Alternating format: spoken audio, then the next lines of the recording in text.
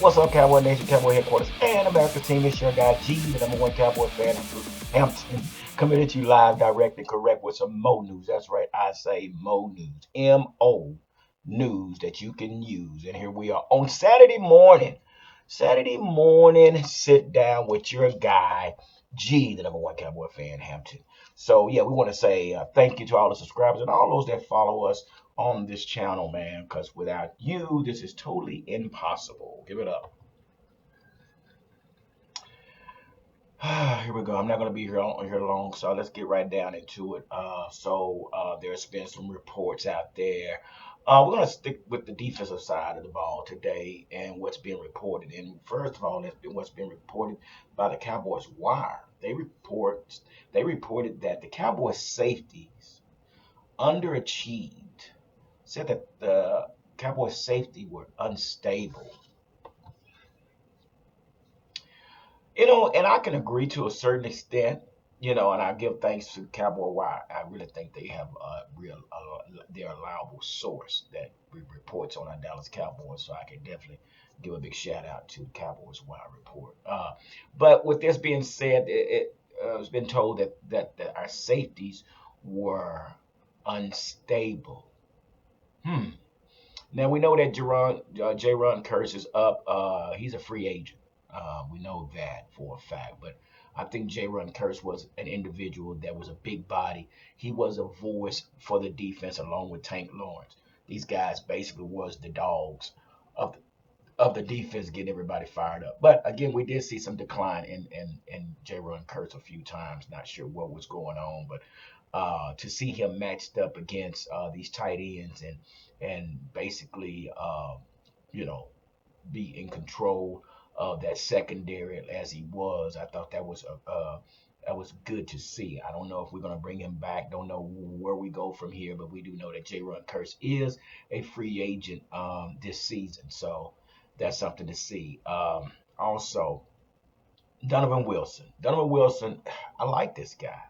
I like this one guy. Donovan Wilson is one basically that could play down in the box and will knock your block off if you try to come through that hole. Now, when it comes to coverage, yeah, there was some liabilities at times, but I don't think it was anything that was just noticeable to where to say that the defense, the secondary was that bad. And when it comes to Malik Hooker, I think Malik Hooker was the captain of this secondary back there. I watched him several times when this last game against Green Bay. He was when I don't know how Stephon Gilmore ended up playing inside linebacker or something, and found out, looking at the replay that he was trying to tell Malik Hooker was trying to tell Gilmore, you out of place. This is my guy, whatever. But I like Malik Hooker. Malik Hooker is still under contract as well. So to say that this team, this secondary of the safeties was unstable. I can say they were unstable when it came to the same coaching style, the same offense that I've been saying in previous videos against that misdirection, the Matt LaFleur, Kyle Shanahan, and the Sean McVay type offense. That is a problem. I don't think it's more of the players uh, as much it is the play calling. So yeah, unstable. That's kind of a harsh word. I think it was more to it than just unstable play by our safeties. But now, also what's been reported is by a former defensive back, Hall of Famer, uh, Deion Sanders. Deion Sanders basically, and this was reported by also, I think it was the Cowboy Wire as well. I'm not sure, but it was reported. But um, yeah, Deion Sanders had something to say when it came to the play of the Cowboys this season. So, on former players, this is what it was said, partly responsible for the previous postseason success of the Cowboys. Okay, then I'm gonna get further. So, uh, let me get down here. So, former Cowboy cornerback and forever Hall of Famer Deion Sanders defended head coach Mike McCarthy, who many fans wanted fired after the Packers lost. But Sanders doesn't think the problem is all on the fourth year coach of the Cowboys. Says big time players making big time plays in big time games. Let me give it up. Let me repeat that one more time. Big time players making big time plays in big time games. And this is what Sanders said on the RG3 and the ones. That's what I think the main issue is. Like, I've been on every side of this thing, so I know you can dial it up. But if they don't do their job, it ain't going to work. And you sit up there. Sanders continued that coaches are responsible for calling the plays, not executing them on the field. Yeah. So this is what Deion Sanders had to say. So it's a 50, Deion Sanders more, the coaches call the plays, but the players have to execute the plays. Ooh, this is what our guy Deion Sanders is saying, in a Hall of Famer that's been out there. Let me go back what he said. He said big time players making big time plays in big time games. Ooh, give it up. There it is, folks. You heard it first from a Hall of Famer. Now, when it comes to Dan Quinn basically he stunk it up as far as the play.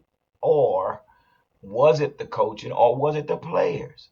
Which takes us back to the instability that the Cowboy Sports Wire is talking about. So where does the blame fall? Does it fall on the players? Does it fall, Cowboys Wire are saying that it falls on the players. Deion Sanders is basically saying, well, it's saying the same thing basically. Get off the coaches. Get off McCarthy. Get off Dan Quinn. Players, you have to step up. Hmm. Players, you got to step up. I don't know, but seeing